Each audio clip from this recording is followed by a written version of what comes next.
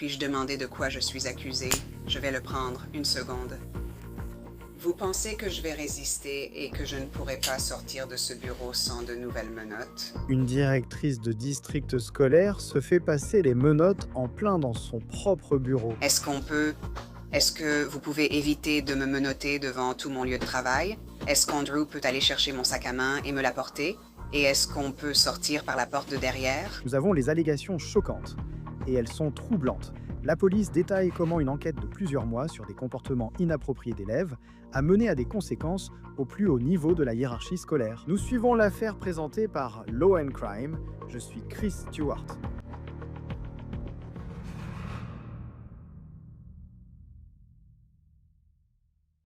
Nous avons vu de nombreux enseignants menottés dans cette émission pour diverses raisons, ce qui choque toujours. Mais je ne crois pas qu'on ait déjà vu un surintendant menotté. C'est inédit. Le métier de surintendant comporte vraiment de nombreux enjeux. Je veux dire, c'est la personne qui est le supérieur des enseignants, qui est en fin de compte responsable de fixer le niveau d'éducation, l'intégrité, la discipline dans tout l'établissement. Donc toute erreur peut causer des dommages graves et dans certains cas irréversibles à la réputation d'un district. Mais parfois, protéger la réputation d'un district scolaire peut se retourner contre lui de façon spectaculaire. Et c'est exactement ce qui aurait eu lieu dans ce cas précis. Vous venez de voir, filmé par la caméra corporelle de la police, le moment où les agents arrêtent ce superintendant. Mais il faut d'abord comprendre comment on en est arrivé là. Passons donc directement au sujet. Tout cela se passe à Longview, dans l'État de Washington.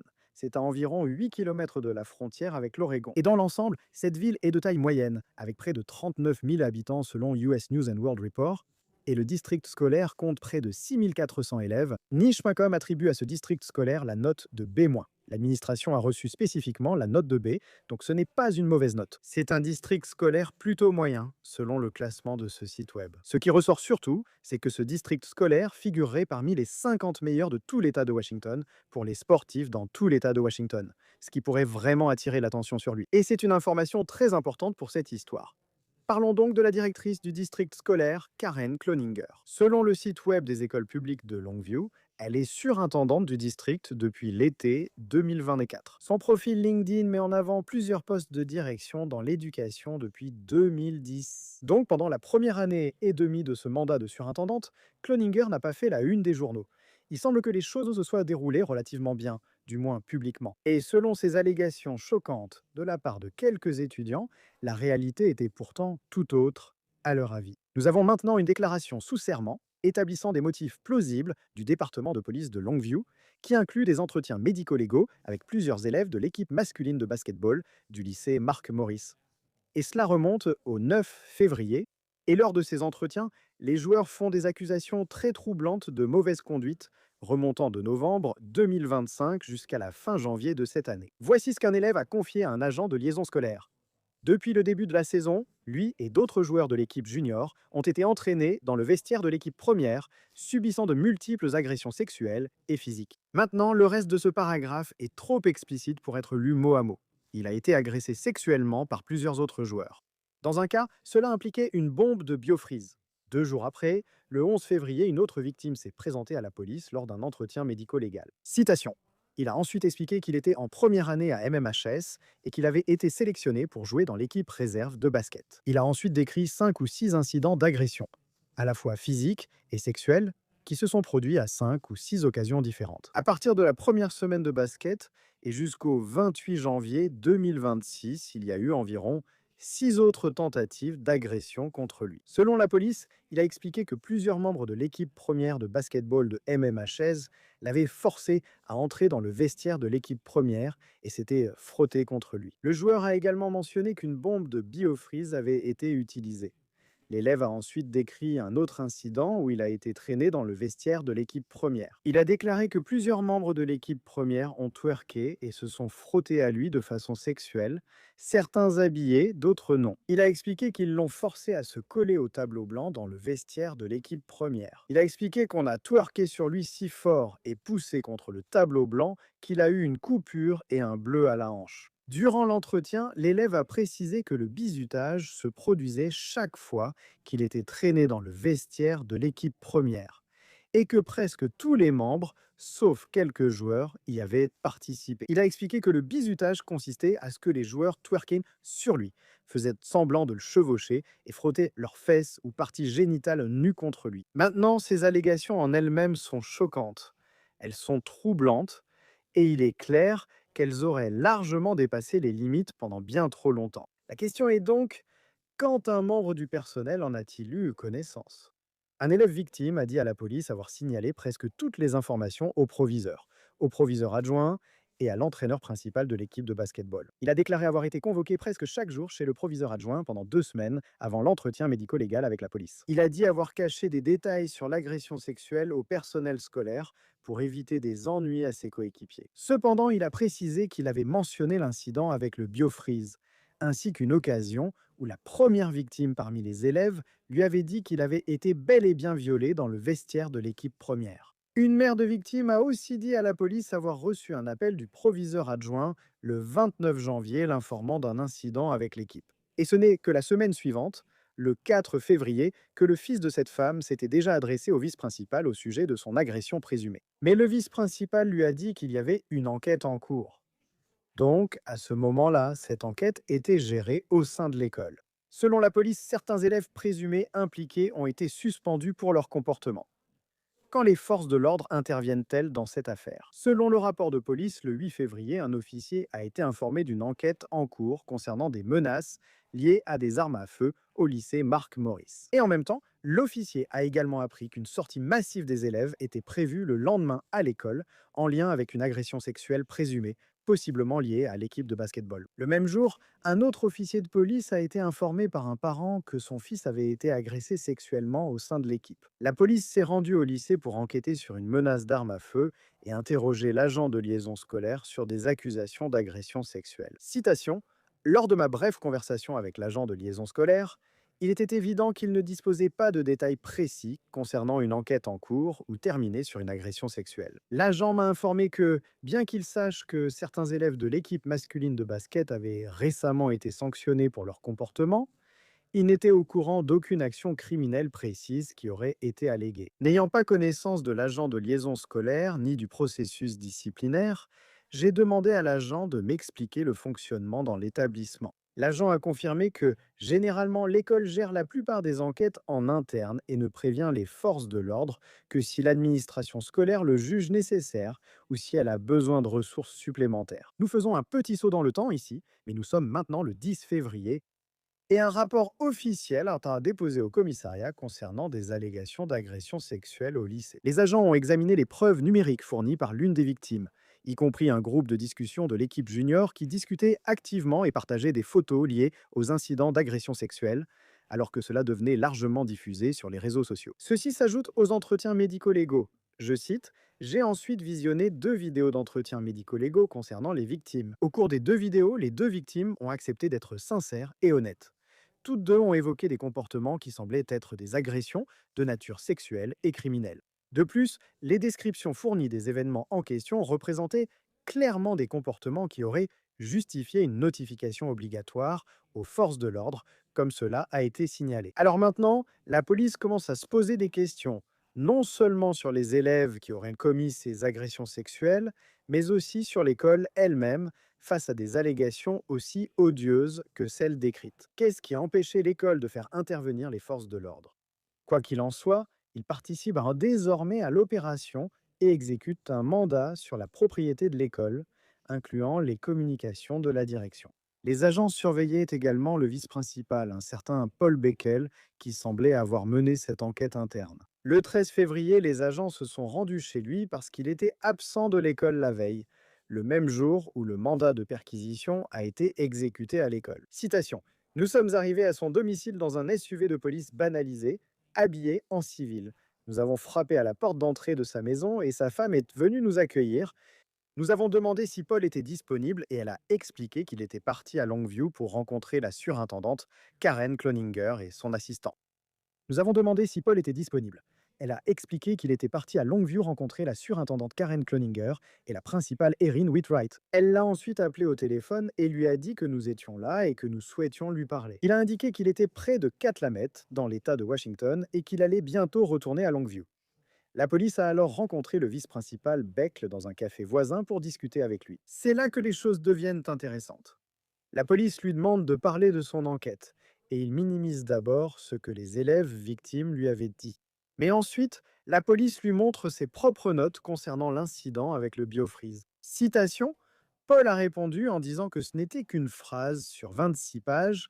Paul est alors devenu sur la défensive et a détourné la conversation. Il a fait des commentaires laissant entendre que nous avions plus d'informations que ce qu'on lui avait donné, en se basant sur le fait que nous avions exécuté un mandat de perquisition à l'école. Malgré cela, ces notes détaillées indiquaient que la victime lui avait dit que du biofreeze avait été pulvérisé sur ses fesses. Paul a expliqué que sa méthode était d'enquêter minutieusement, puis de transmettre les informations à d'autres pour obtenir des conseils. Mais Paul n'a pas précisé à qui il s'adressait pour obtenir ces conseils. Cependant, la police disposait de preuves de consultation entre le proviseur adjoint et d'autres membres de la direction. Citation: Nous avons consulté les notes de Paul où il avait écrit avoir rencontré Eric Rick. Eugène Parish, directeur exécutif des communications et des opérations du district scolaire de Longview, et la principale Erin Whitwright en personne, ainsi qu'avec Karen Cloninger par téléphone le 4 février. Ces notes expliquaient qu'ils avaient discuté de l'obligation de signalement et qu'on lui avait indiqué qu'il n'était pas tenu de signaler à ce moment-là. Ces notes mentionnaient également la possibilité d'envoyer une sorte de communication au lycée MMHS et au district scolaire de Longview. Et comment on lui avait de nouveau dit non. Le vice-principal aurait précisé que l'agent de liaison ne jugeait pas les preuves suffisantes pour engager des poursuites pénales. Cependant, il est apparu qu'il n'aurait pas partagé tous les détails de son enquête avec l'agent de liaison, y compris l'incident avec le biofreeze. Les agents ont ensuite interrogé le principal, Aaron Whitwright. Citation: Le détective Hartley a demandé à Aaron quel avait été son rôle dans l'enquête à MMHS concernant l'équipe de basketball des garçons. Il a expliqué qu'il avait été informé de la situation autour du 28 ou du 29 janvier. Il a expliqué qu'il n'avait pas directement interrogé les élèves impliqués, mais qu'il avait assisté à certains des entretiens et avait eu accès aux notes de Paul tout au long de l'enquête. Il a également expliqué que pour toute question qui se posait, il était en communication avec notre bureau de district, le docteur Cloninger, et ou Andy Schoonover, qui est aussi le directeur exécutif des services aux élèves du district. Donc maintenant, il commence à apparaître que la surintendante, Karen Cloninger, aurait été en communication au sujet de l'incident depuis la fin janvier, et que le proviseur a été informé de nouvelles informations. Citation: J'ai demandé à Aaron s'il avait parlé à l'officier de ressources scolaires. Il a répondu avoir rencontré Andy et Karen Cloninger au sujet d'un rapport de protection de l'enfance. Il a expliqué que Karen lui avait dit qu'elle allait consulter l'avocat. L'avocat a dit à Karen de leur demander de consulter l'officier de ressources scolaires. Il croyait que c'était plus tard, ce jour-là, ou le lendemain, qu'avec Andy, ils avaient rencontré l'officier de ressources scolaires pour discuter de l'affaire. Il a expliqué qu'ils avaient partagé des informations avec l'officier de ressources scolaires sur fesses dans des visages et parties génitales sur des visages, et qu'on leur avait dit que ce n'était pas un crime, sauf si les parents voulaient aller plus loin. J'ai clarifié avec Aaron et demandé quels détails avaient exactement été transmis à l'officier de ressources scolaires. Aaron est revenu sur ses propos, expliquant qu'ils avaient parlé à l'officier de ressources scolaires de fesses, dans des visages et de personnes dansant autour, mais qu'il ne se rappelait pas le reste. J'ai demandé si l'officier de ressources scolaires avait reçu des détails précis sur les élèves impliqués ou s'il avait eu accès à des notes de Paul, et il a répondu non. Interrogé sur la quantité d'informations reçues par l'officier de ressources scolaires pour prendre une décision éclairée, Aaron a d'abord estimé que l'officier en avait suffisamment. J'ai demandé pourquoi les détails de l'enquête de l'école n'avaient pas été transmis à l'officier de ressources scolaires. Aaron a répondu: Je ne sais pas. J'ai expliqué quoi? Les détails dans les notes de Paul, auxquels Aaron avait accès depuis le début, semblaient en suffire à constituer potentiellement des agressions sexuelles et physiques criminelles.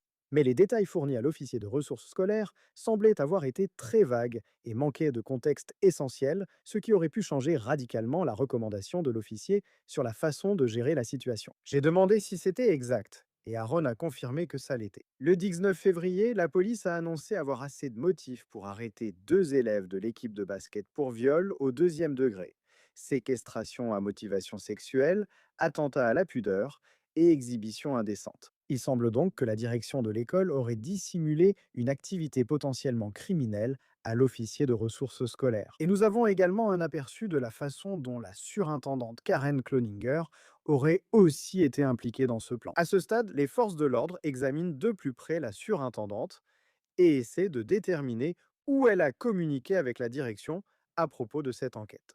Alors la police exécute un mandat de perquisition sur ces appareils. Et voici ce que la police aurait découvert. Citation. Aux alentours du 20 février, j'ai commencé à examiner les données associées au téléphone portable de Karen Cloninger, y compris en consultant les appareils eux-mêmes. En examinant les extractions Cellbrit, je suis tombé sur de nombreux messages de discussion qui montraient qu'ils avaient été récupérés après suppression. J'ai vérifié cela en cherchant sur le téléphone, ce qui m'a permis de voir de nombreux messages supprimés sur les deux appareils. J'ai aussi récupéré de nombreux messages supprimés, confirmant que beaucoup correspondaient à l'extraction Cellbrit. J'ai pris plusieurs photos lors de la fouille des deux appareils, y compris la création de deux rapports Cellbrit concernant les emails et les discussions. Il faut noter que des messages et emails importants, visibles lors de la fouille des appareils de Karen Cloninger, ont confirmé. Ces appareils, ainsi que ceux d'autres administrateurs, ont été utilisés pour des communications liées non seulement aux affaires du district scolaire public de Longview, mais aussi à leur enquête et à la gestion des allégations associées à cette affaire. Selon la police, l'ordinateur portable de Cloninger montrait également des fichiers modifiés intitulés Résumé des événements, ainsi que des échanges de messages concernant un email supprimé en lien avec l'enquête. De plus, selon ma formation et mon expérience, les documents publics incluent tout document, photo, email ou message texte concernant les affaires gouvernementales, quel que soit leur format physique. D'après les informations ci-dessus, il semble que Karen Cloninger mène des activités liées au district scolaire de Longview concernant des messages sur ses appareils et des emails, et qu'elle supprime probablement des informations publiques. Donc maintenant, la police essaie de reconstituer le puzzle pour comprendre pourquoi elle n'aurait pas été impliquée dès le début. Et au final, Karen Cloninger était la femme qui aurait pris la décision finale dans l'enquête. Nous avançons donc rapidement jusqu'au 21 mai, et la police se rend au siège du district scolaire de Longview et arrête la directrice du district scolaire. Comment allez-vous? Attendez, Mon gars. Posez votre téléphone sur la table, je me retourne et reviens.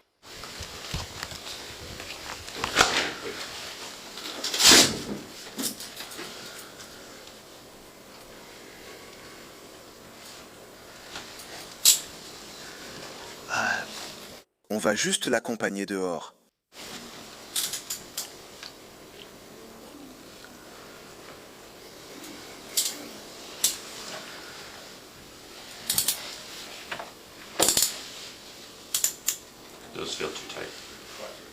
Ce n'est pas grave. Puis-je savoir de quoi je suis accusé? Oui, je te le dirai ici, à Chris Walnut. Je peux m'en occuper. Juste une seconde. Tu en auras l'occasion. Parce que je ne connais pas ce numéro par cœur et j'aurai besoin de mon téléphone pour appeler. Je n'ai pas dit que je prenais ton téléphone.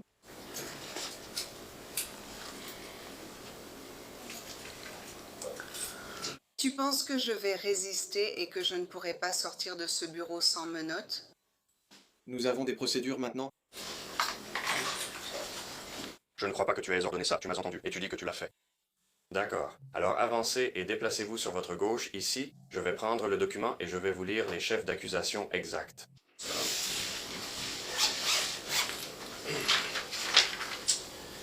Vous êtes arrêté aujourd'hui pour falsification. Désolé. Subornation de témoins, non-signalement et entrave à l'action d'un agent des forces de l'ordre. Alors, mon collègue ici va vous escorter dehors, et nous allons faire cela. Nous allons le faire. Ça ira vite. Je ne pourrai peut-être pas prendre mon téléphone, donc j'appellerai mon avocate. Votre téléphone peut rester avec vous, ce sont vos affaires. Oui. Lequel veux-tu? Travailler à partir d'eux. J'ai juste besoin d'être. Travailler à partir du personnel? Oui. Le téléphone personnel peut vous suivre. Avec... Toi, d'accord. Tu es prête? Prends ton portefeuille, ton sac et tes affaires personnelles. J'ai bien un sac à main dans mon bureau. Oui. Est-ce que j'ai le droit de le prendre? On peut prendre ça. Oui. Andrew, est-ce que tu pourrais éviter de me raccompagner en jurant dans tout mon lieu de travail? Est-ce qu'Andrew peut aller chercher mon sac à main et me l'apporter? Et est-ce qu'on peut sortir par la porte de derrière? C'est tout. Merci. D'accord, on va attendre.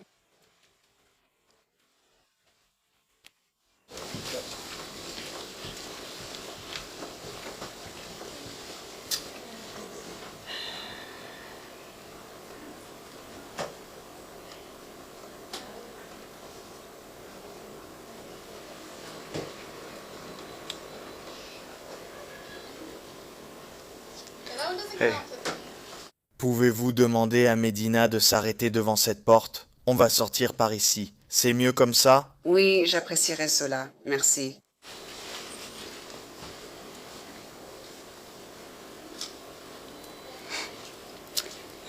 Pouvez-vous aller la chercher, s'il vous plaît? Non, je ne pense pas que je sois vraiment... Madame, je me demande juste. Je ne pense pas qu'il devrait être ici en ce moment. Sac à main, merci. Tu en auras la capacité. Est-il de ce côté? Oui, elle est en garde à vue. Tous ceux qui te manquent sont en garde à vue.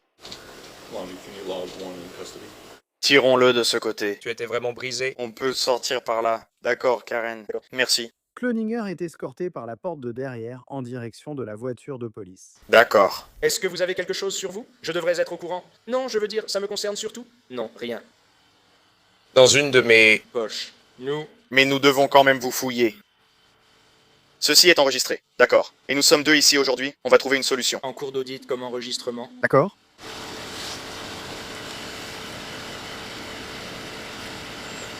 Je porte juste ce pantalon. Genre, je n'ai pas d'autres sous-vêtements. Tu n'as pas de poches en dessous, n'est-ce pas? Je vais le changer.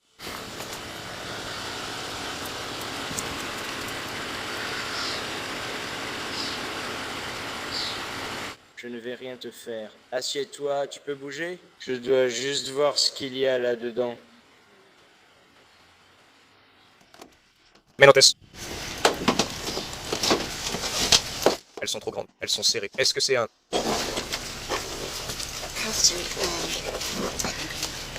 peu serré? Quand même? D'accord. Laisse-moi t'attacher. Je vais regarder. Très bien. Très bien. J'aurais dû faire ça. Tourne-toi et regarde par là. Tourne-toi pour que je vois tes menottes. Je sais que c'est un peu gênant. D'accord, lequel? Je me demande si ce sont tes menottes. C'est celui-ci ou l'autre? D'accord, je pense que ça ira. Je peux y mettre 2 doigts. Je sais que ce n'est pas très confortable, surtout avec ce siège. Pour l'appel téléphonique, la prison devrait vous laisser consulter votre téléphone pour obtenir le numéro de votre avocat si besoin, puis passer l'appel. D'accord? Ça va? Ça va, d'accord. Je suis à l'arrière. Cloninger a comparu pour la première fois devant le tribunal le 22 mai pour subornation de témoins, non-déclaration et entrave à un agent des forces de l'ordre. Elle a reçu une caution de 5 000 $, qu'elle a ensuite payée. Sa mise en accusation formelle est prévue pour le 10 juin. Le service de police de Longview affirme ne pas en avoir fini avec les accusations. Ils s'attendent à porter plainte contre Andrew Schoonover, qui était le directeur exécutif des services aux étudiants du district. Ces accusations incluent le fait de ne pas avoir signalé et d'avoir fait une déclaration fausse ou trompeuse à un agent public. Le 22 mai, le surintendant par intérim du district scolaire de Longview a publié en partie la déclaration suivante. Citation. Nous savons que cette affaire a suscité une profonde inquiétude, de la douleur et des questions chez les élèves, les familles, le personnel et l'ensemble de la communauté de Longview. La sécurité, le bien-être et la prise en charge des élèves doivent être au centre de chaque décision que nous prenons maintenant et à l'avenir. Nous devons aussi veiller collectivement à ce que cette affaire soit traitée avec soin, équité et impartialité. En tant que surintendant par intérim, mes engagements et ceux du district scolaire sont clairs. Comprendre les faits entourant les allégations d'inconduite d'élèves et de membres du personnel, coopérer avec les enquêtes, respecter la loi et prendre les mesures de responsabilité adéquates. Je comprends que la confiance se gagne par la constance et que la responsabilité exige des actions. L'action d'aujourd'hui réaffirme l'engagement de notre district envers ses principes et notre volonté de recueillir les faits. La déclaration précise que 5 membres du personnel ont été mis en congé administratif et qu'un enquêteur externe a été engagé, en plus de l'enquête policière en cours. C'est tout pour On the Case sur Law and Crime. Abonnez-vous à notre chaîne YouTube, à Spotify et retrouvez-nous aussi sur Peacock. Je suis Chris Stewart, à bientôt.